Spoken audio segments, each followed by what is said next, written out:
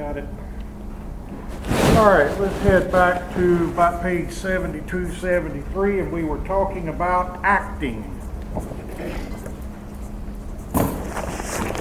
I intend to conclude this section this week, which will put exam 3 next Monday.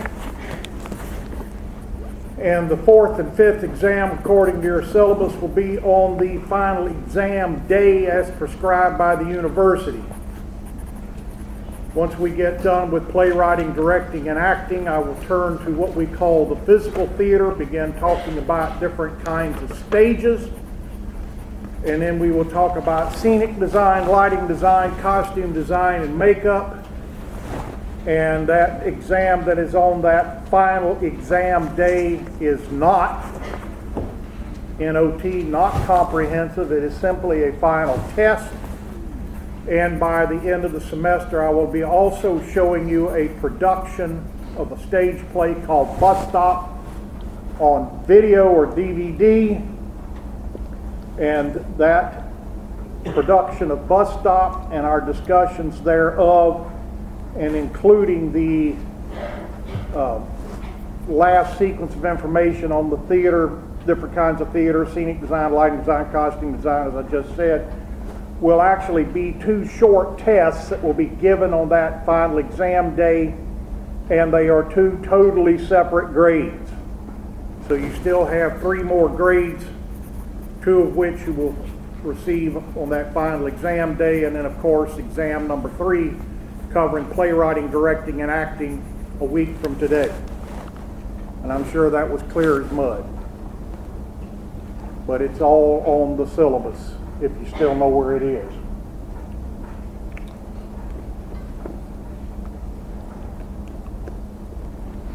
Now, take a wild guess where I was during spring break.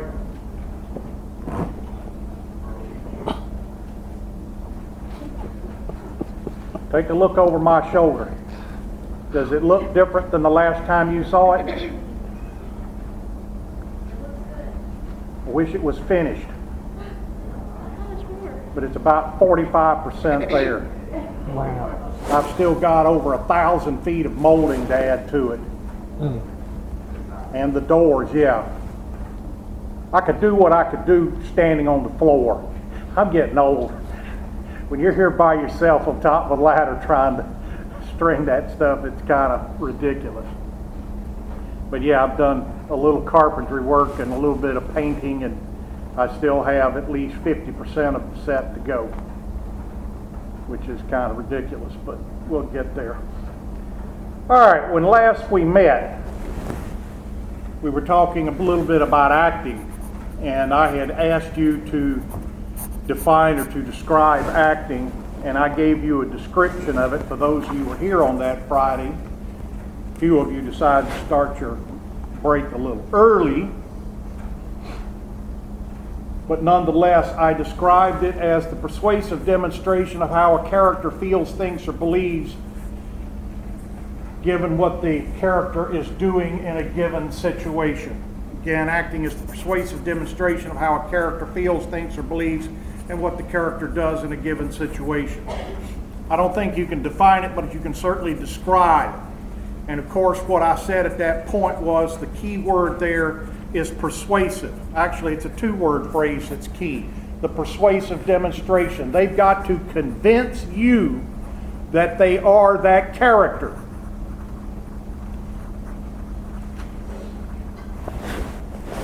Now, with that said, I'm going to kind of turn a corner here for a moment. We've talked about ways of classifying plays. We've talked about ways of classifying plays according to genre or structure. We've talked about all these kinds of ways just to look at things, how to view them. Well, let's talk just here for a moment in terms of how you can classify actors. How you can classify actors. This will come clear in a moment. In my mind, there's 2 ways to classify actors. One is what we call an interpreter actor. An interpreter. And the other way to classify an actor, and again I'm using the word actor generically, meaning both actors and actresses. You know, in this day and age of no gender bias, they're all called actors now. But you have what we call interpreters. The other category, if you will, is what we call impersonators. Impersonators. Let me briefly define the interpreter for you. These are what we call, in the film industry at the very least, movie stars. And I have made the statement quite a few times in here that there is a significant difference between being a movie star and being an actor. You can be a movie star without being an actor, without truly being an actor. Hollywood is not stupid. They're going to take advantage of people who are popular in a different form of entertainment and use that popularity by shoving them in a film so that the producers can make a ton of money. That doesn't make that singing sensation an actor. It doesn't make that stand-up comedian an actor. It just means they were in a film, or for that matter, a Broadway play. So the interpreters are what we call the stars, the personality kind of actors. Now, why do I call them interpreters? They take the character they're playing and interpret it according to their own personality.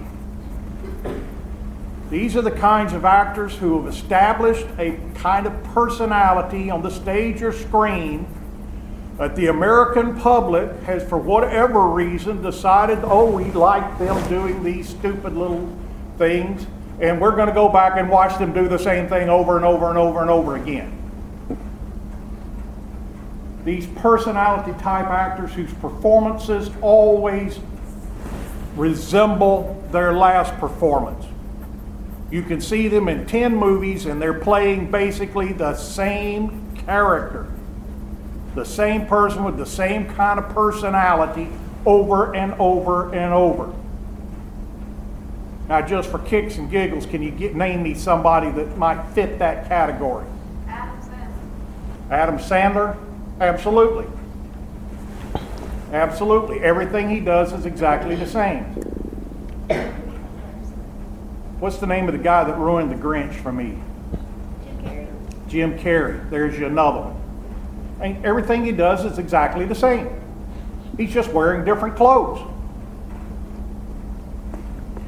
But nonetheless, they have developed a particular stage or screen image and they just use it over and over and over because we, the American public, keep buying into it.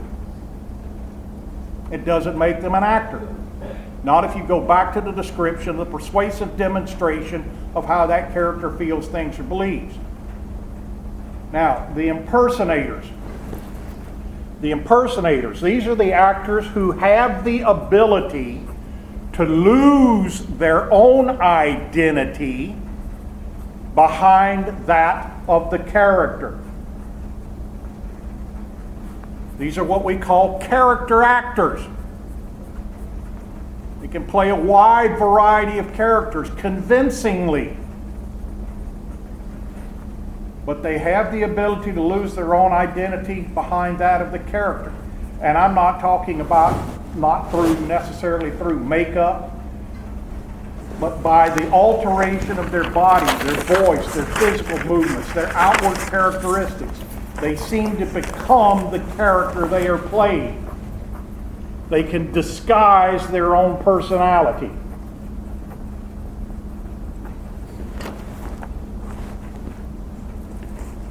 A perfect example of this would be someone like Tom Hanks. And you look at the range of films and the amount of Academy Awards he's won for Best Actor, it's incredible. Going from playing a man who is mentally handicapped in Forrest Gump to someone dying of AIDS in Philadelphia. Unbelievable change. Even to the guy that was stranded on a deserted island for 5 years and Castaway. Now, here's another one of the little sneaky homework deals. I want you to write a list, create a list, type it up again so I can read it. But 4, 5, 6 actors you think fits these two categories for discussion on Wednesday.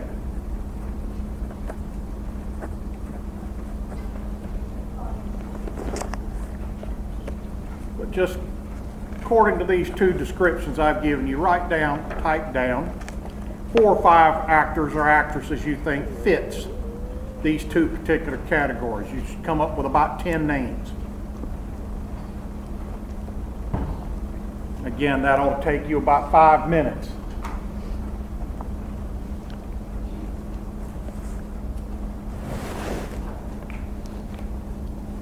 Now let's go back to talking about acting and the actor's process. Where I really want to start this morning is how we, the audience, view acting, how we view the characters on the stage or the screen. Essentially what I'm driving at here is 4 ways by which character in a play is delineated to you, the audience. Now what do I mean by delineated? How they communicate who they are to you. How you get to know who this character is. You get to know something about their personality, the character that the actor is creating.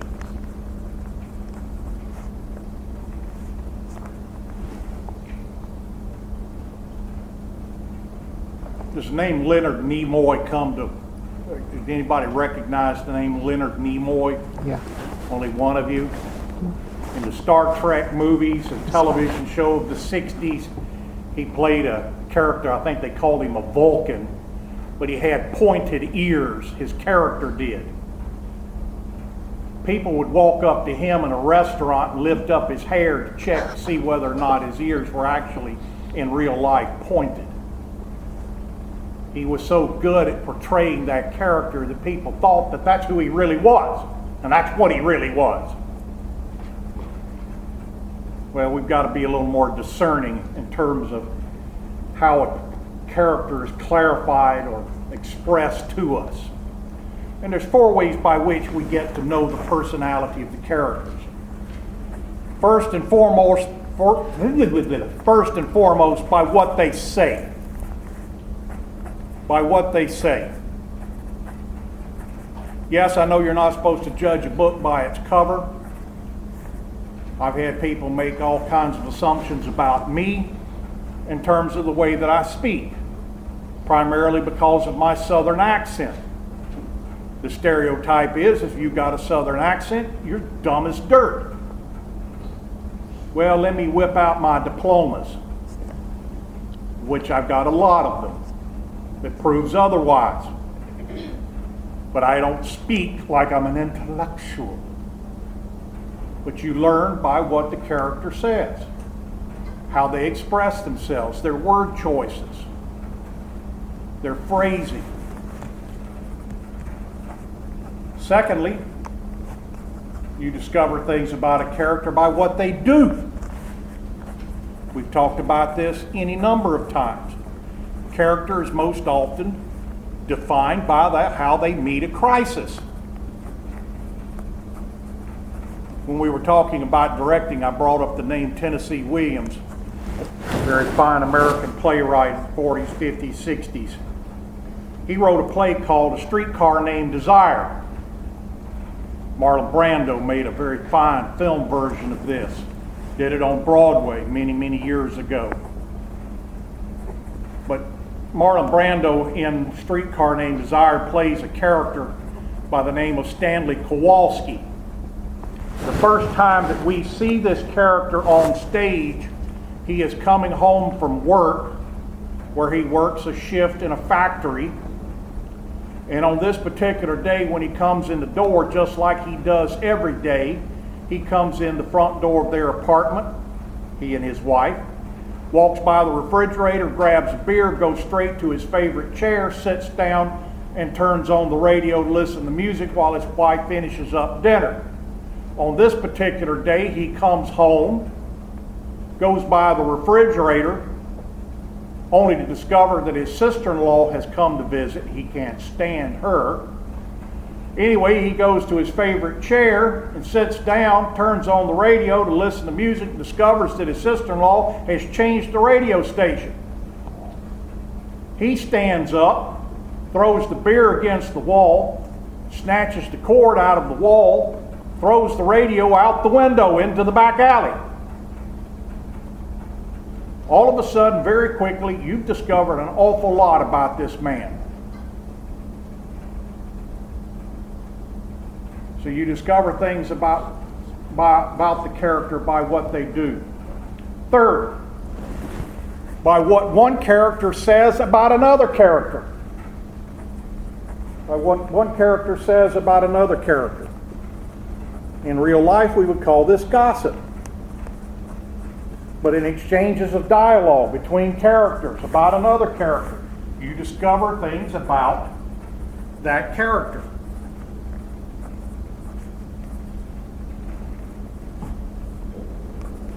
We've talked about this in terms of what we call exposition, expository information.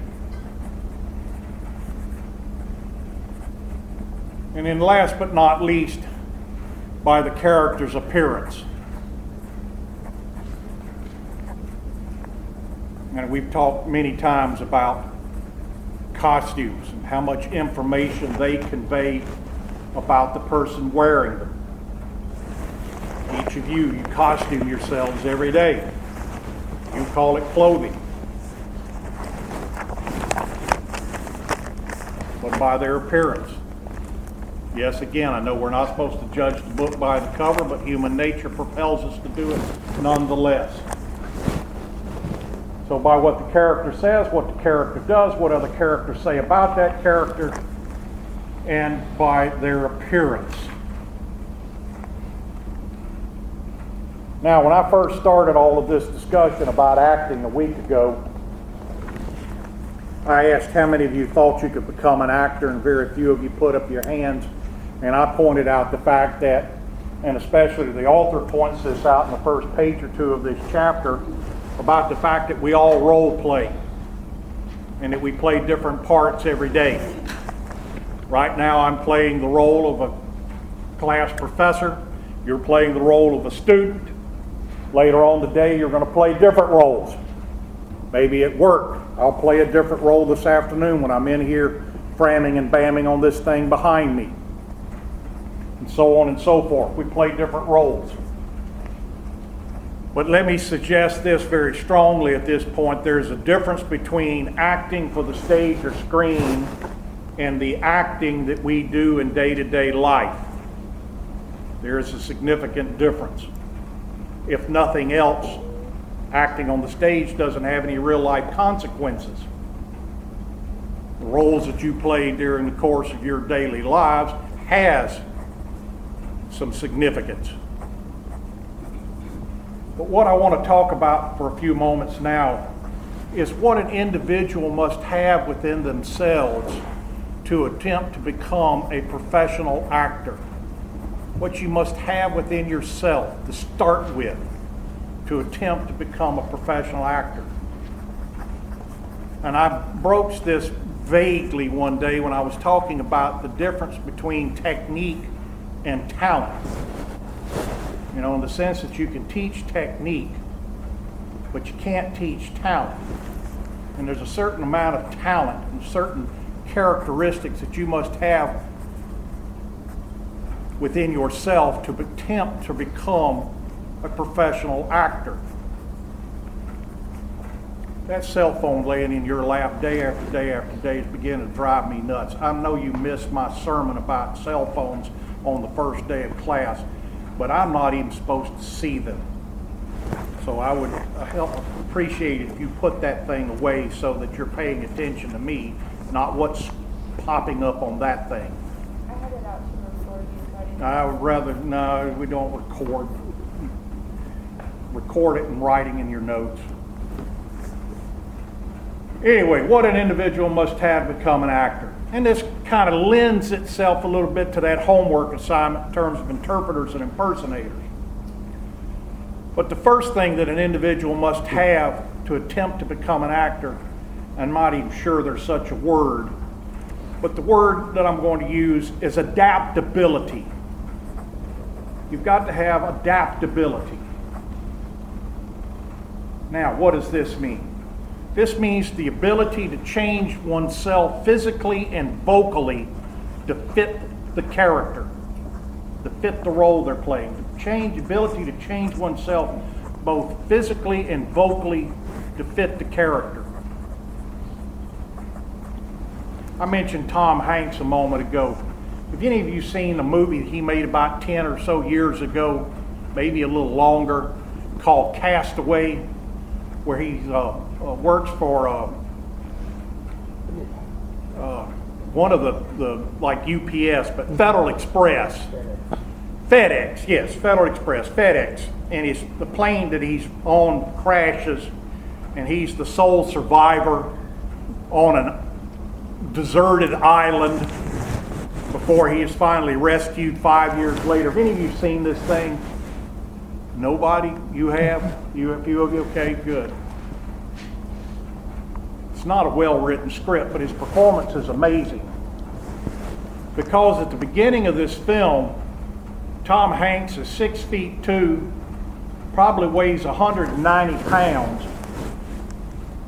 And by the time he is discovered 5 years later, within the time frame of the film, he is absolutely emaciated from virtual starvation of living on this island alone.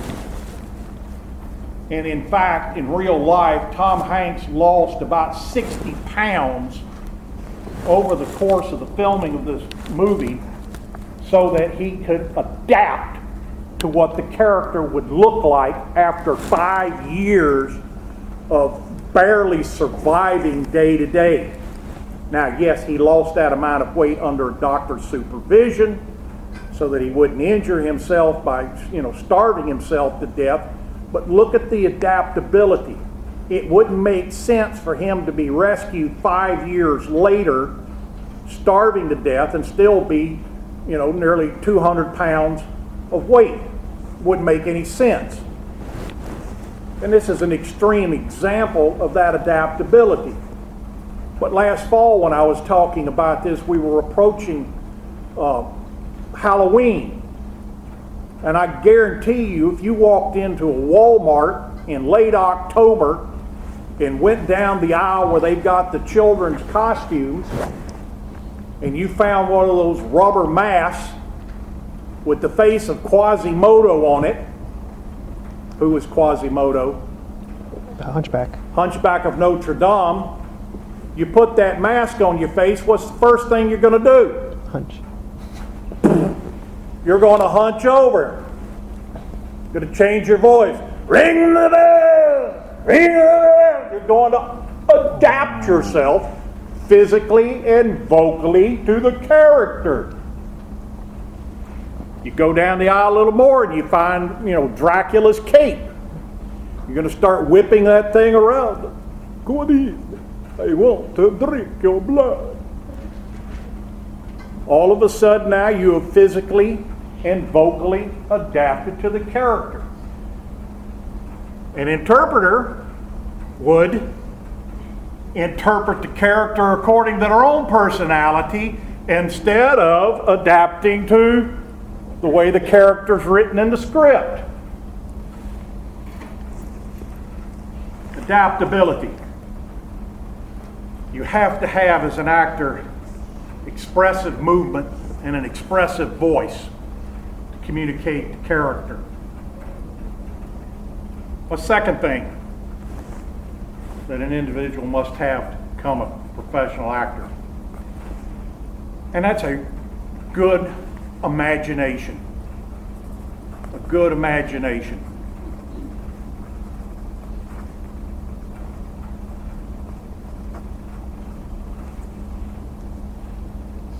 Going off the deep end here for a moment. This set that I'm working on behind me, That thing is completely and utterly from my imagination. I didn't send 5 box tops off of Fruit Loops cereal along with a check for $10 to some scenic design company in New York City and say, okay, I'm now ordering one set of drawings for how to build the quintessential set for the play, Always the Bridesmaids. Please send me this so that I can recreate it on the stage at FMU. Didn't do this. I started reading this play and studying it a year ago. And I've done research in terms of the time frame and the location of the action of the play. But it doesn't tell you what it's supposed to look like. I dreamed it up. The same thing when a character reads a script. There's nothing in there that says they're this tall, they're this age, their hair color is this, their eye color is that, they're this tall, this heavy, or light or whatever. That's not there. They feel about this or they think that or they believe the other. It's not there. The actor has to create this. They have to have the inventive power to create the character and create the character in such a way that it is believable to a viewing audience.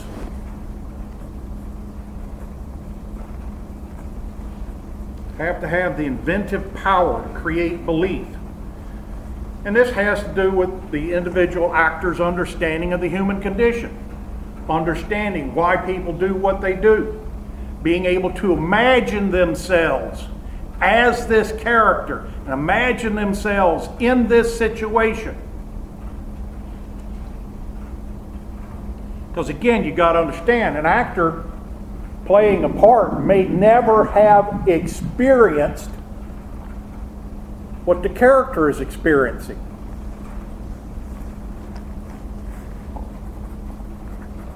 So it has to come from their imagination.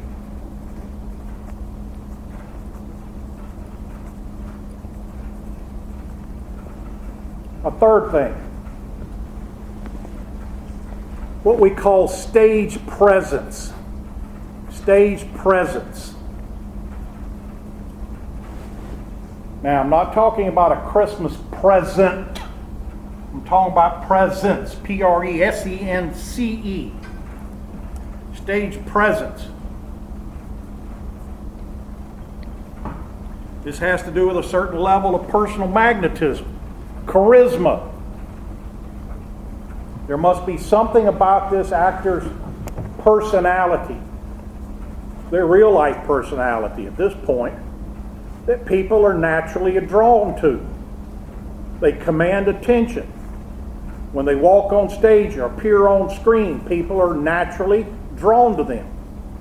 You know people like this in real life. Somebody shows up at a party and all of a sudden they take full attention. Not necessarily by anything they did, coming in and doing a cartwheel with their hair on fire,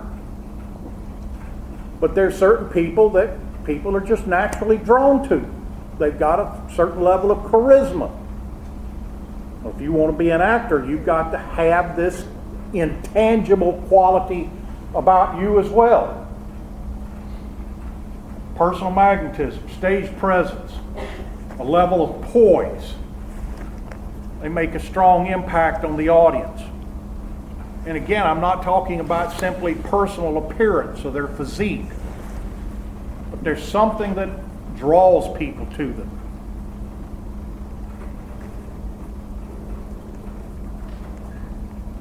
And the last thing that an actor needs, or an individual needs to attempt to become an actor, and the author speaks to this as well in the chapter, it's what we call the powers of observation.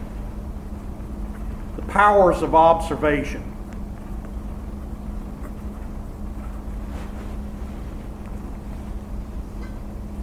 Now, what is the powers of observation? What does this phrase mean? A number of years ago, I read a book. God, it was about 600 pages long, written by an actor who is now dead, but his name was Charlton Heston. every Easter, you get to watch a 4-hour epic movie on Easter night called The Ten Commandments, where he plays Moses. Sure, you've seen it if you're watching TV on Sunday night. It's on every year on Easter evening. But that's who I'm talking about. He made the original Planet of the Apes movies. But in this book, what it actually is, it's a printing of a journal that he kept over the entire span of his professional acting career. Notes about things that he saw, that he witnessed, peculiar personality traits in people, the way somebody walked, the way somebody carried themselves, a facial expression. What you've got to understand is this right here is the actor's tool.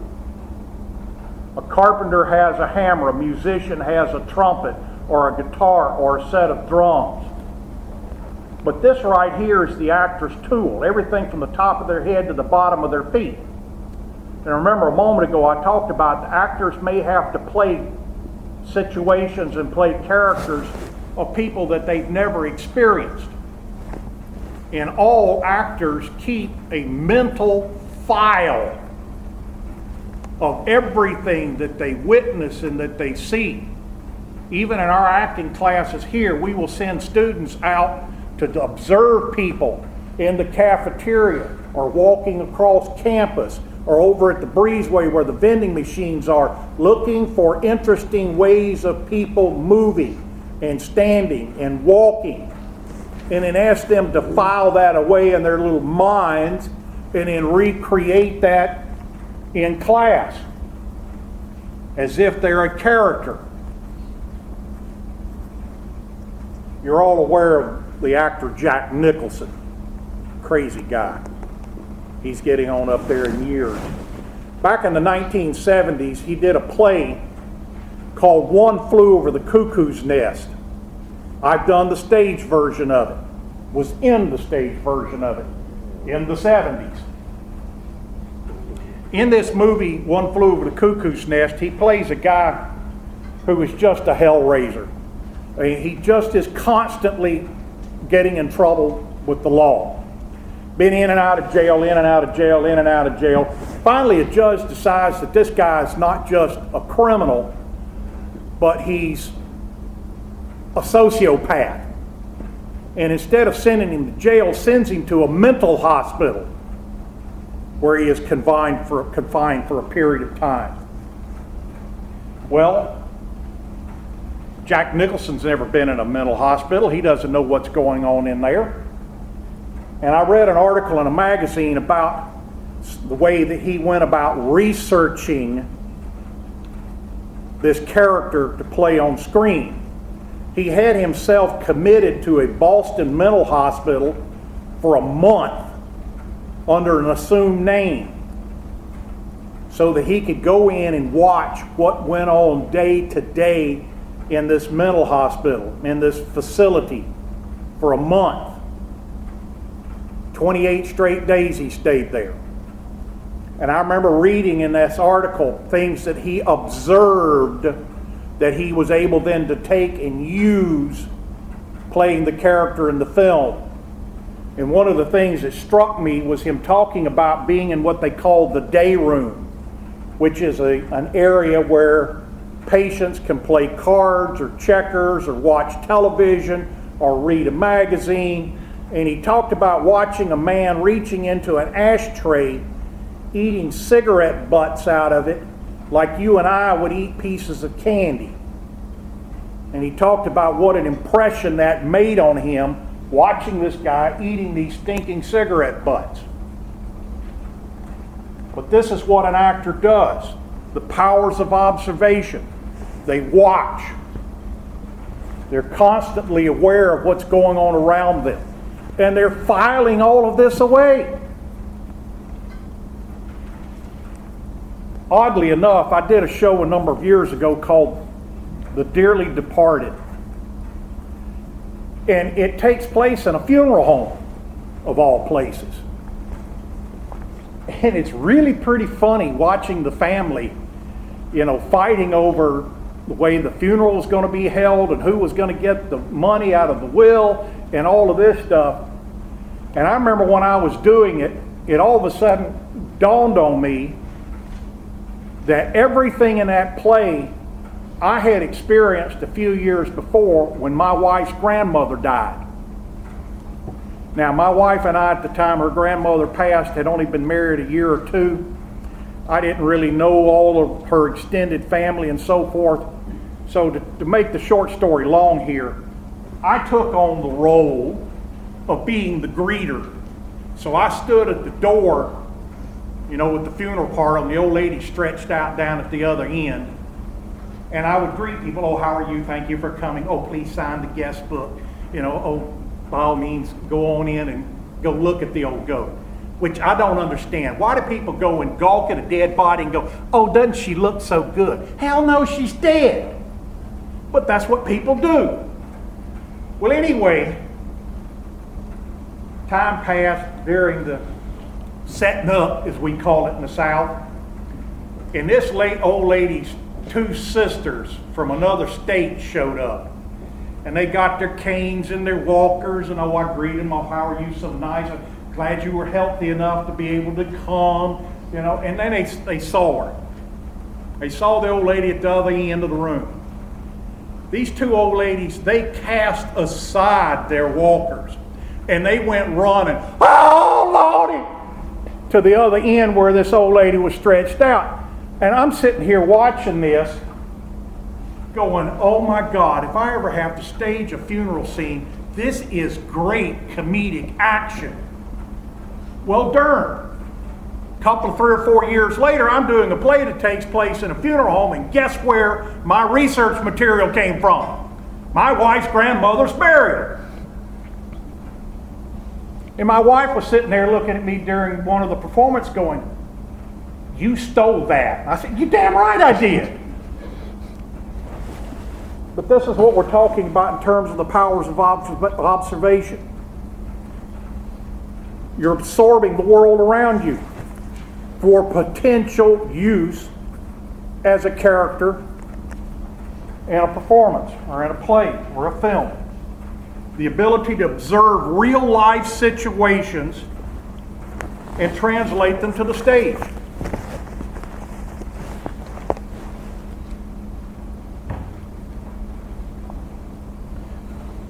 So, what does an individual need to attempt to become an actor? Adaptability, good imagination, stage presence, and the powers of observation.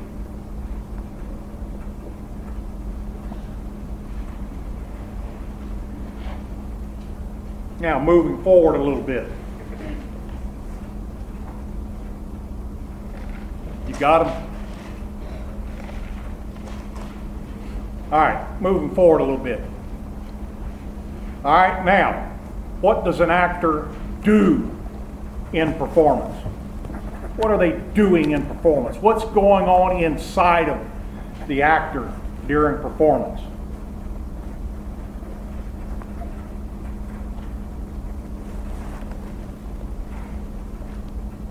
What must an actor do in performance? Well, first and foremost, they've got to concentrate.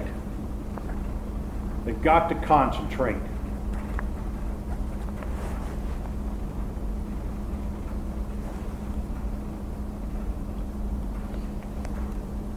They've got to keep their full attention on what they are doing on stage at all times. They've got to concentrate. I'm sure all of you have come across a show on television that's one of these things they call a blooper show. You know what I'm talking about? Where they show you quote-unquote bloopers from films and television shows. This is while they are filming it, or filming a particular scene of a TV show or a film, an actor loses concentration and people begin to giggle and laugh and the scene falls apart and they got to reshoot the scene over again. And they're pretty funny stuff. Well, guess what? In terms of theater, You don't have the ability to go back and reshoot the scene and do it over again time after time after time to get it right. On stage, you got to be right the first time.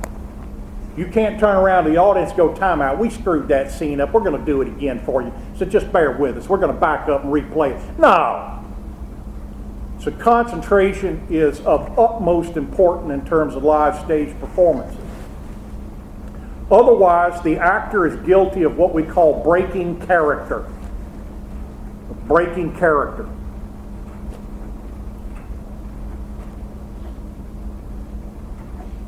What I mean by breaking character is that they let their mask slip off. Now, I'm not talking about a physical mask like I was talking about with Quasimodo a moment ago. I'm talking about that actor has assumed this character physically, vocally, in terms of their appearance and their costumes. And all of a sudden they begin to laugh in a dramatic moment. That mask is gone metaphysically. That imaginary mask is falling away, and now we see the real person making an idiot out of themselves. They've broken character. But they've got to keep their full attention on what they're doing. They can't break character. It's what we call focus. They've got to focus in on what's going on. I've said this before, and I'll say it again now. The eyes are the key to an actor's performance. Their eyes. Their eyes communicate what's going on inside of them internally. Not only that, I bet you're just like I am. I can't stand somebody that's talking to me and they're looking over here while they're talking to me. Hey, I'm going to keep talking to you folks out here, but I'm going to sit there and I'm going to stare at some little spot on the wall out there. Because what's that going to make you do? It's going to make you look over here to see what it is I'm looking at. Well, if I'm an actor on stage and I'm looking up here while I'm delivering lines of dialogue, 355 people out here are going to be going, what the hell are they looking at? Where'd the scene go? Exactly, it went up there. It's one of the things that drives me nuts about seeing, amateur theater productions. You got 30 people on stage. Everybody's looking and focusing on the actor that is speaking, except one idiot over here who's doing this. We forget about the scene and we're looking, what are they looking at, for crying out loud? The eyes are the key to the soul. You've got to keep focused on where the action is so that the audience will know where the action is and where the focus is. I'll end this morning with one little anecdotal thing, so sit still for me a moment. I mentioned Jack Nicholson in the play One Flew Over the Cuckoo's Nest. I played a character in a stage version of that when I was in college. My character actually kills the Jack Nicholson character, a guy named Randall P. McMurphy. That was the character's name. In this movie, or in this play, I said sit still, don't pack up until I say I'm done. In this play, this McMurphy guy is as big of a hellraiser inside this mental hospital as he was out.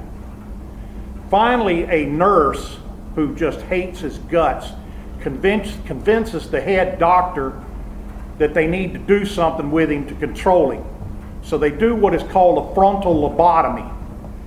Back in that day and age of the early 70s, what they did was they took a stainless steel rod, stuck it behind your eyelid, up behind this bone, and scraped away your frontal lobes, which meant that forevermore, you're just going to sit around all day like a vegetable with drool running out of your mouth. My character decides that this is not the person that I liked, my friend. So my character decides to put him out of his misery one night. So I go over to him in the middle of the night in the dormitory room, and we choreograph the scene where I slip the pillow out from under his head, put it over his face, and we had some action there in terms of smothering him.